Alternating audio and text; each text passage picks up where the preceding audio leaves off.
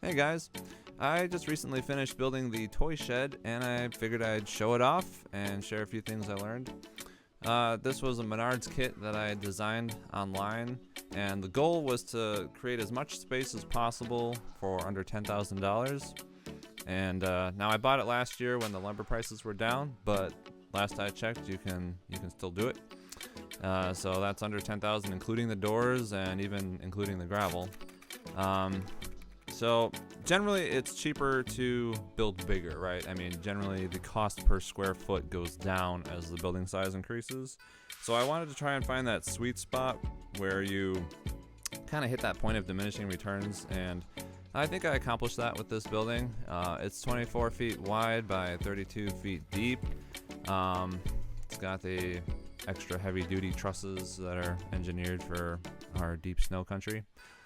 And I went with galvanized sides and roof to save money, but I also didn't want the thing to be ugly, and I found that the colored trim and wainscoting only added a few $100 to the price, so I splurged on that.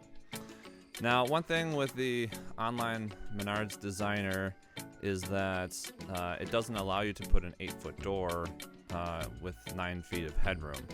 But I was pretty sure that I could squeeze an 8-foot door in there, so what I did was I bought the door separately, and I actually used the Menards 11% rebate to purchase the door later. And it does fit in there, just barely. Squeaks under those trusses with a couple inches to spare, but works pretty good. Now, calling this a kit is a little bit generous.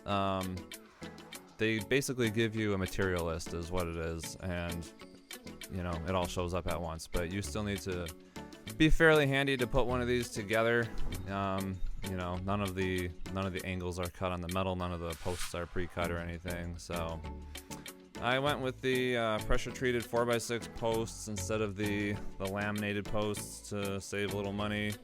Let's see, the trim that came for that garage door was for the 7-foot door, that's why it doesn't quite reach to the bottom there, but I used my Bobcat to drill the post holes and grade the site, and that worked really good. I don't have a post hole auger, but I was able to rent one for about $100, so that worked out real good.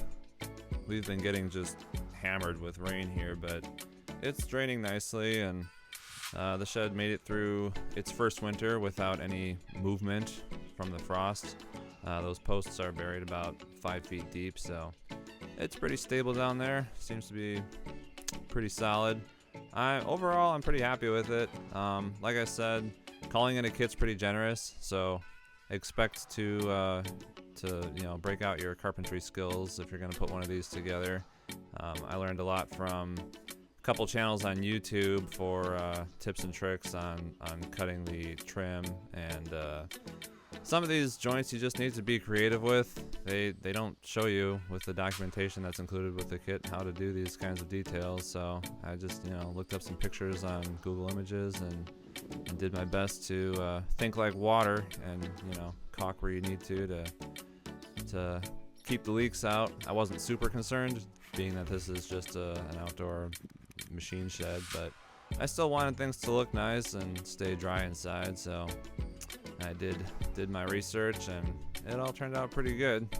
I decided to go with no windows and just use these eave lights on both sides, and honestly I'm surprised by how much light those things let in. I'm really happy that I went that route. It frees up the wall space for hanging things, and it was more inexpensive and faster to put together than windows would have been. But again, they don't cut those things for you. You have to cut those polycarbonate panels down, and it went pretty well with the table saw. You just have to be careful to go slow and not chip them up too bad. But yeah, overall, I think it turned out pretty good. And if you're thinking of putting together one of these yourself and you have any questions, hit me up in the comments and I'll see if I can help you out. Thanks for watching.